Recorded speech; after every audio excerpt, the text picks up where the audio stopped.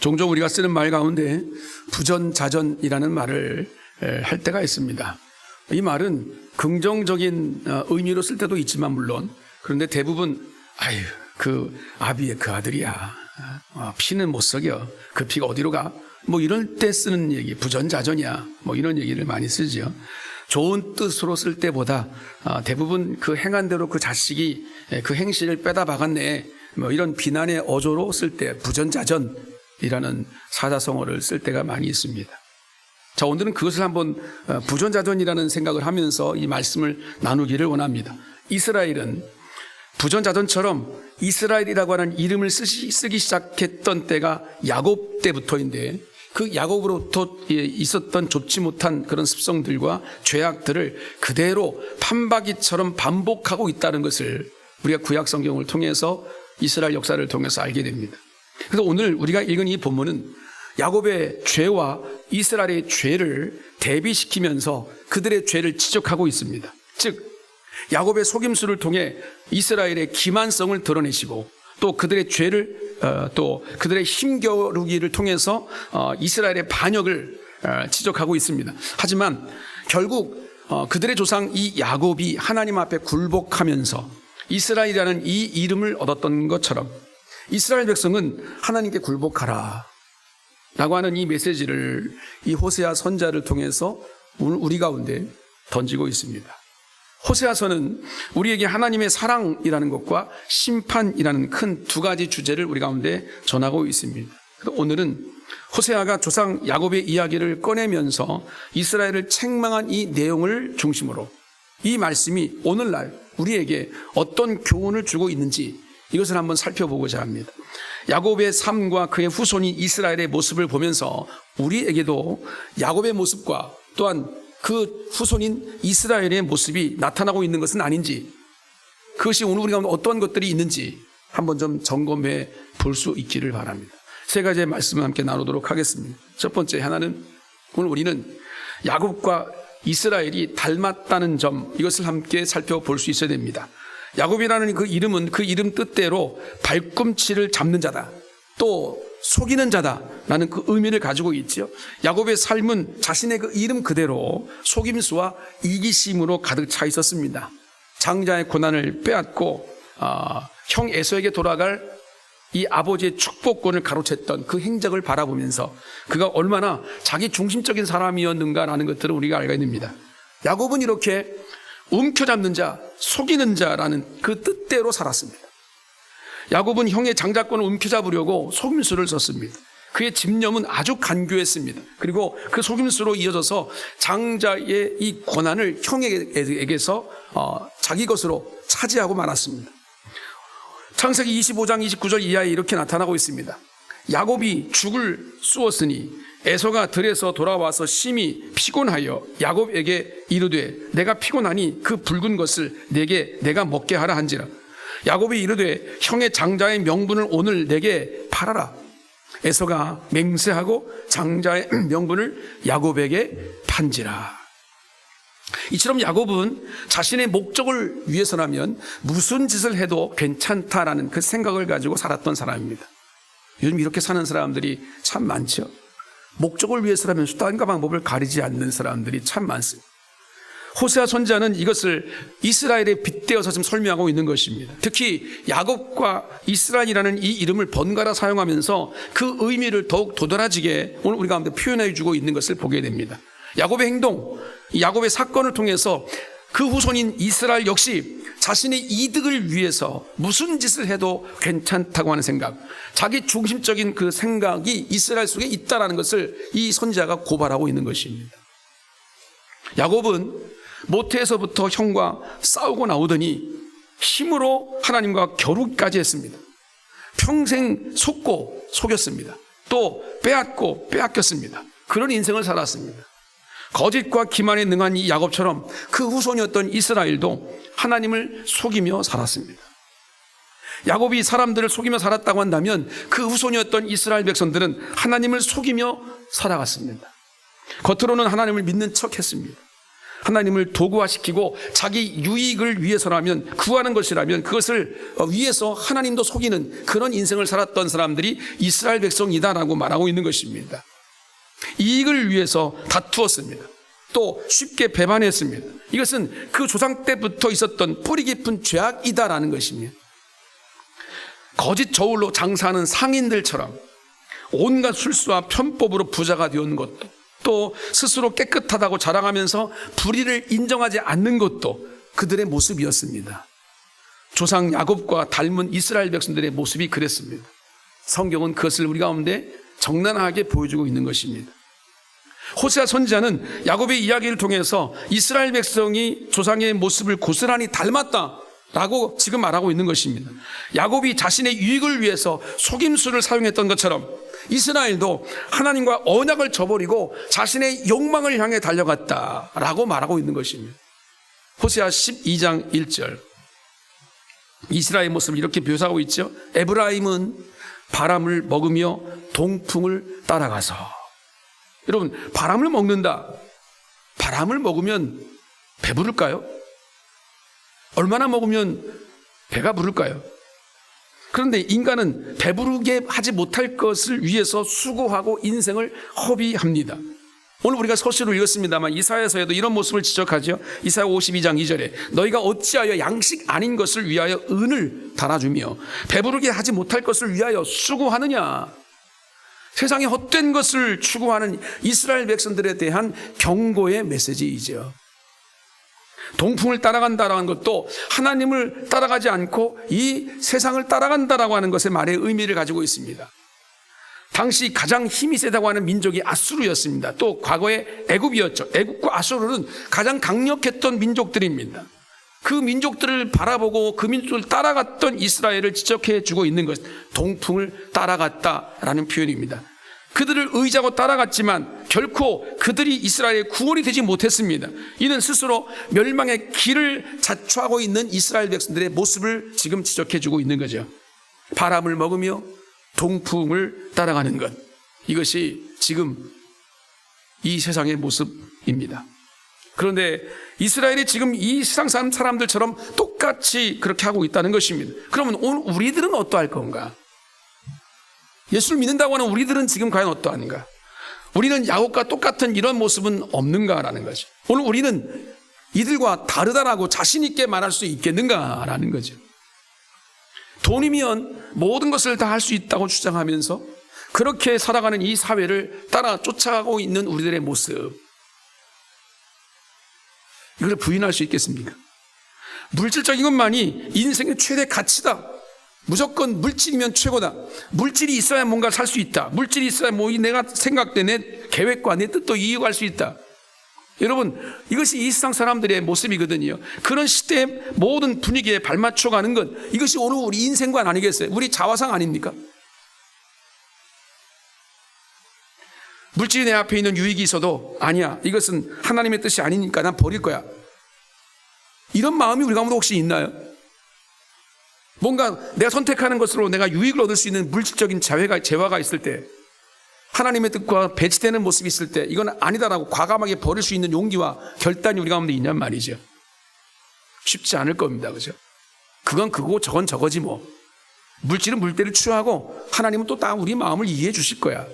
이런 마음들로 우리는 스스로 위로하며 살아가는 모습이 아닐까요? 물질적인 소유를 삶의 목적이나 행복의 기준으로 삼고 있어요. 경제적인 성공을 중시하고 있어요. 물질적인 비교를 통해서 우월감을 갖는 거예요. 내가 저 사람보다 물질이 많다. 내가 좀 뭔가 잘 살았다고 하는 자신감이 내가 있는 거죠. 내가 물질이 없어요. 그럼 내가 뭔가 인생의 루저처럼 나는 패배자 같은 느낌을 갖고 살아가는 그런 모습은 없는지 말이에요. 그것을 개인적인 성공과 사회적인 지위로 평가하는 경향들이 오늘 우리 인생 가운데 아주 다분히 있다는 것입니다. 입으로는 주님 한 분만을 만족하면서 살겠다고 고백합니다. 정말 우리 가운데 인생 가운데 주님 한 분만으로 만족하고 살아가는 그리스도인으로 한 주간을 살아갔는지 말이죠. 내 인생 가운데 그것이 보이는가 말이에요. 주님 한 분만으로 만족한다라고 하는 이 고백이 내 삶 속에서 어떻게 나타나고 있냐는 거죠. 아무것도 주님을 위해서 주님 한 분만으로 만족한다라고 하는 것에 의미가 없는데 말로만 주님을 사랑합니다, 주님 한 분만으로 만족합니다라고 고백한다면 여러분 그것이 바로 가식이겠죠. 한참 유행했던 자동차 광고 카피가 있었어요. 요즘 어떻게 지내? 어떻게 사느냐라는 친구의 말에 그랜저로 답했다. 생각나십니까? 지금 나와 있는 그랜저 말, 그 전에 있는 그랜저 버전이에요. 그 카피로 나왔어요. 그게 광고에 떴어요. 참 자극적이었어요. 요즘 어떻게 지내? 그랬더니 그랜저로 답했다. 특히 이 광고를 보고 많은 남성들에게 공감을 불러일으켜서 그 그랜저가 굉장히 많이 팔렸다 그러죠.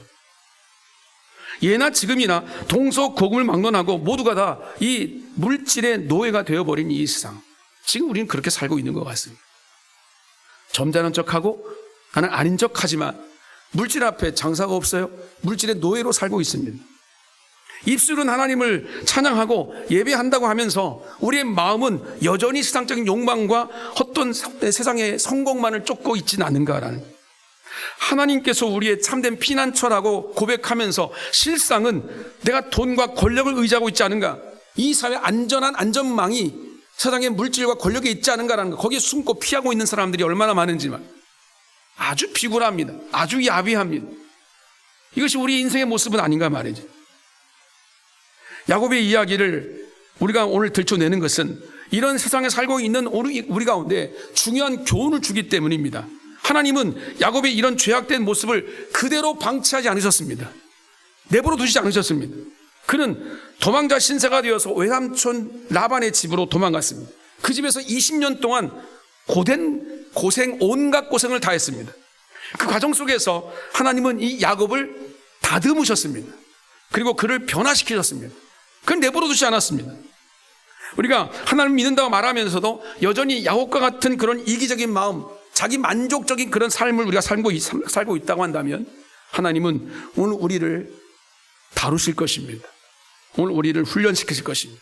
우리를 변화시킬 그 목적을 가지고 우리를 이끌어 가실 것입니다. 그리고 그 과정 가운데는 종종, 좀 다분히 우리의 인생 가운데 고난이라고 하는 것이 우리 가운데 찾아옵니다.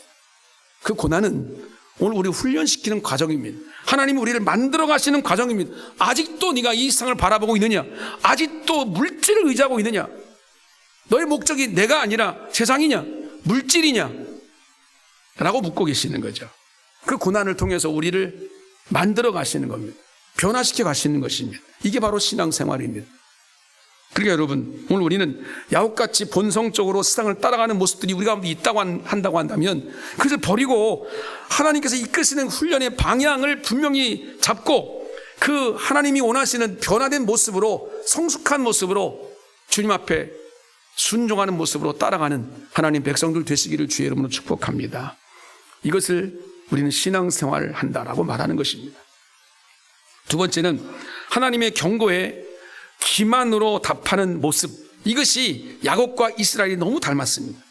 오늘 본문 10절을 보게 되면 호세아는 이스라엘 백성에게 하나님이 이미 여러 차례 경고하셨음을 상기시키고 있습니다.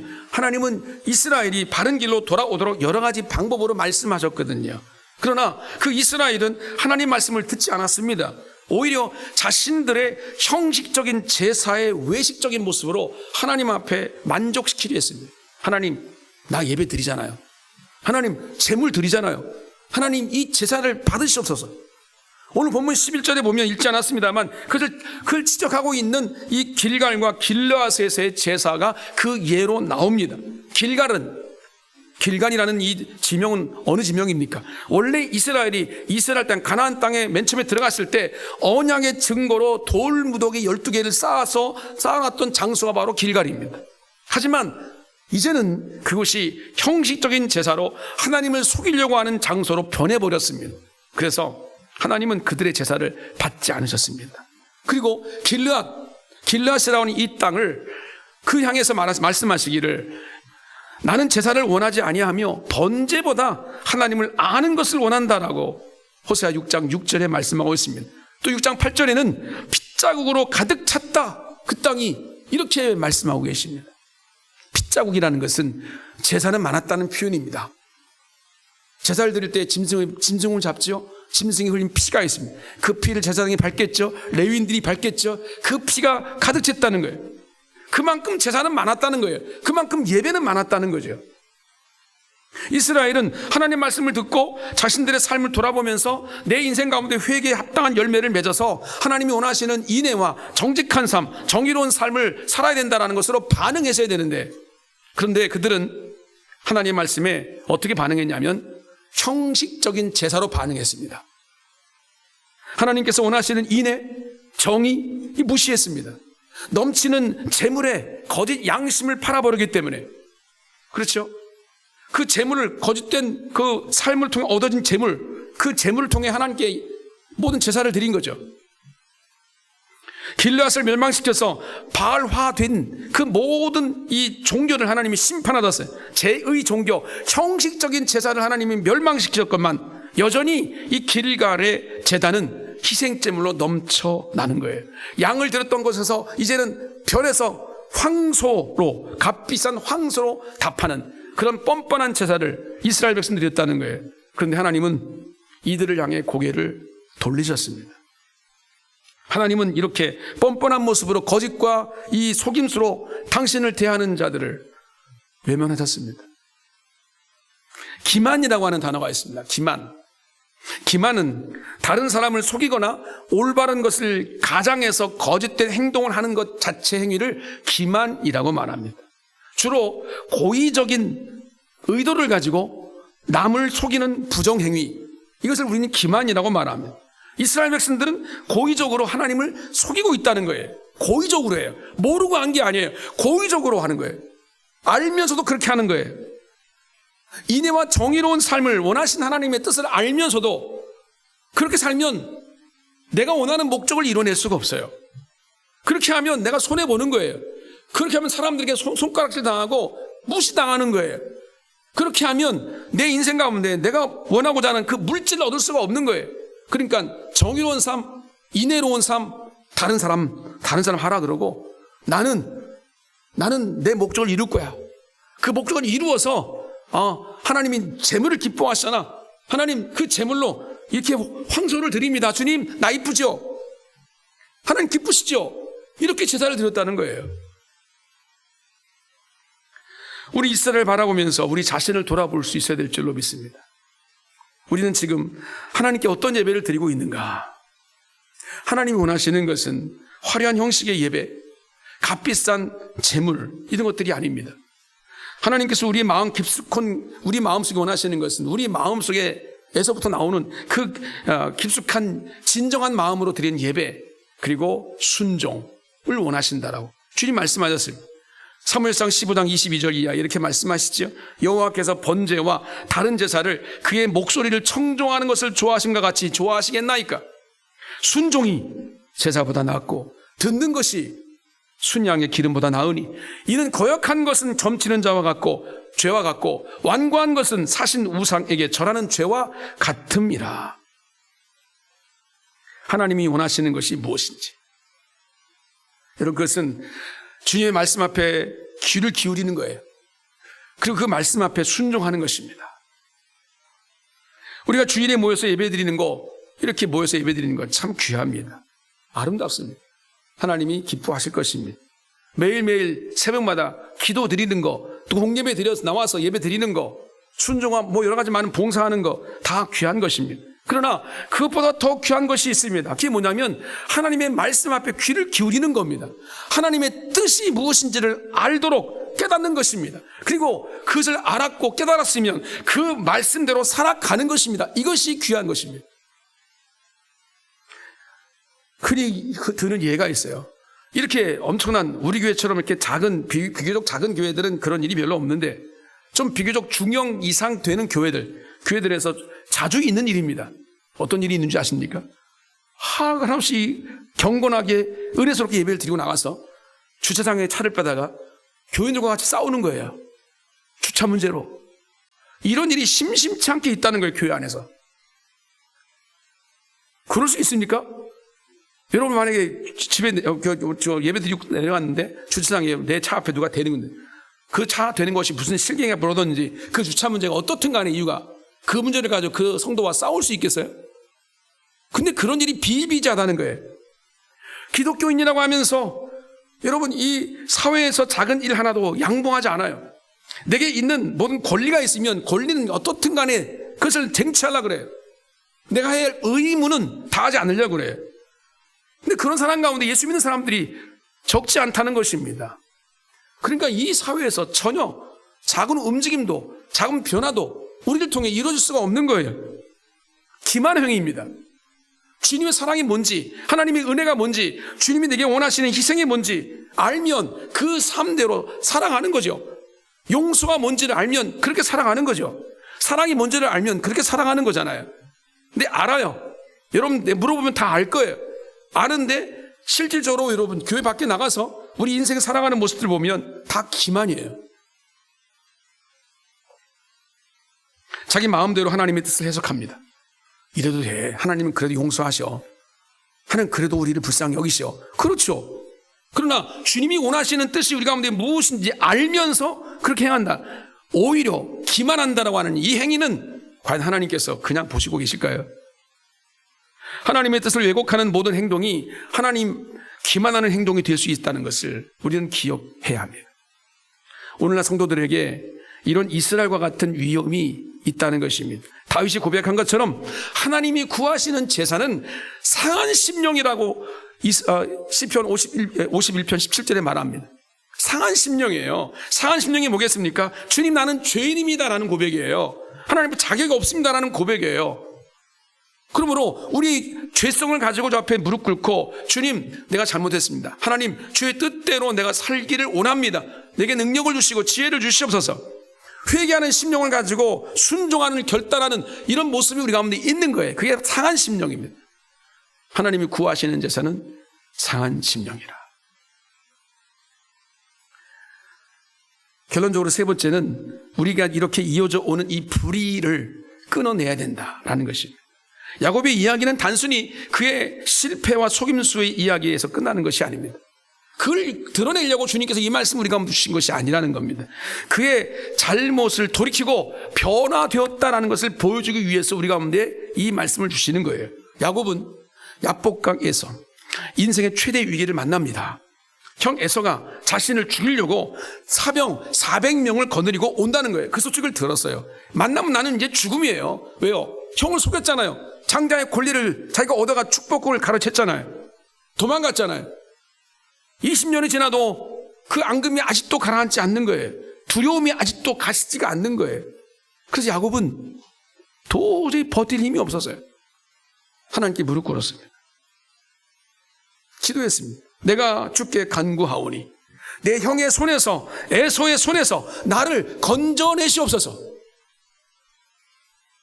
이런 야곱을 구해주시려고 그리고 그를 변화시켜 주시기 위해서 홀로 남은 야곱에게 하나님이 찾아가 주셨습니다.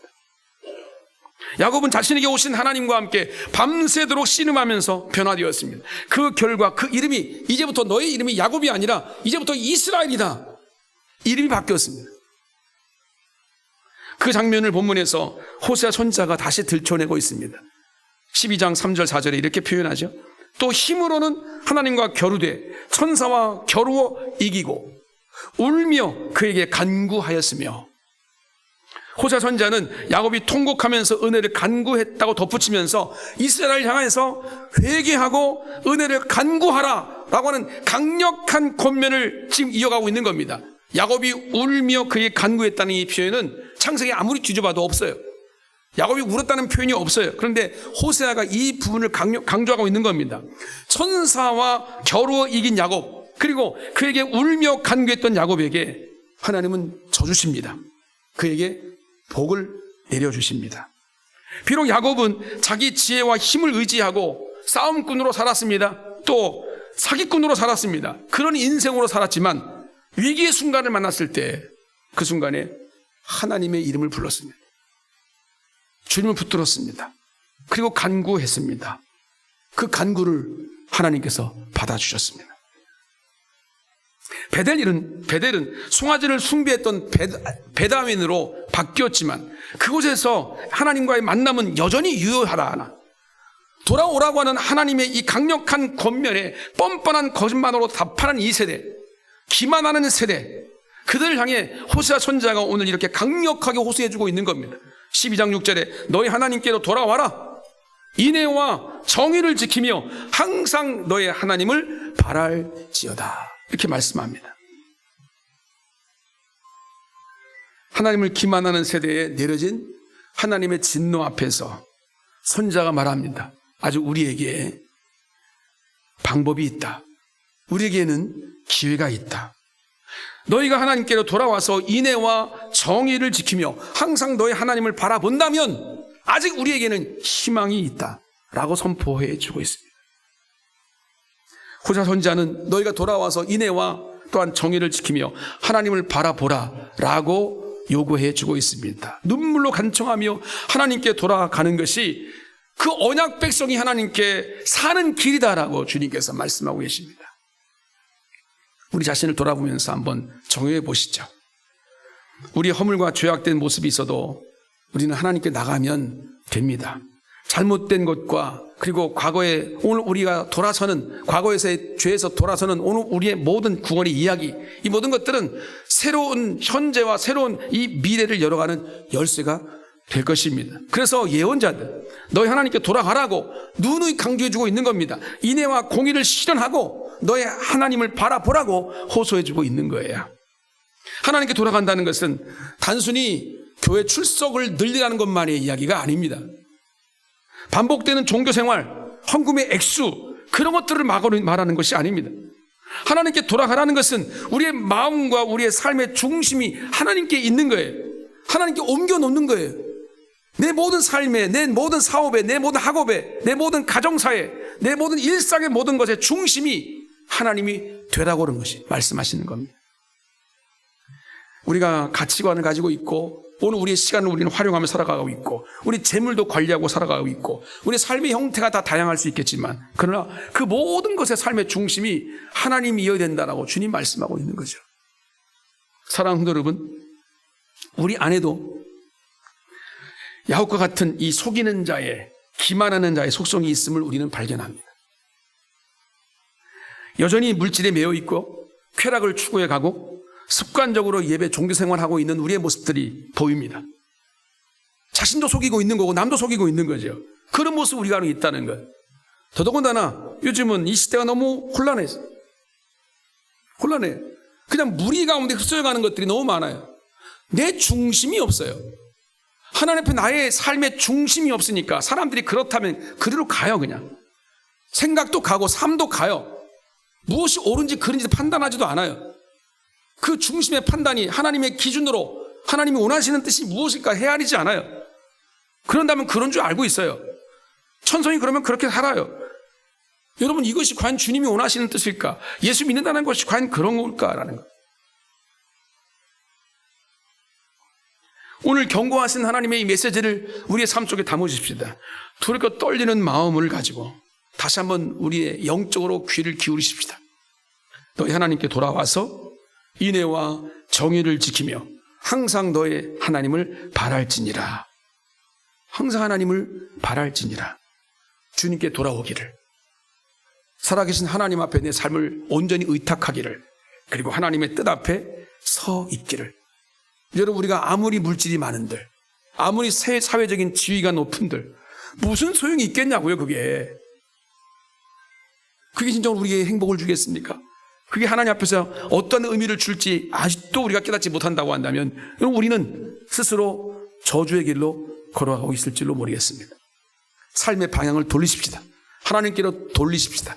하나님이 원하시는 뜻 앞에 하나님 원하시는 인애와 정의가 뭔지를 알아가고 그 뜻대로 순종을 결단할 때 하나님 우리와 함께 하시고 야곱을 변화시켜서 이스라엘로 바꾸셨던 것처럼 우리 가운데 그런 큰 은혜로 우리 인생을 받으시고 영광 나타내 주시며 승리의 길로 걸어가게 하실 줄로 믿습니다. 이 은혜가 우리 공동체 가운데 넘쳐나기를 주님의 이름으로 축복합니다.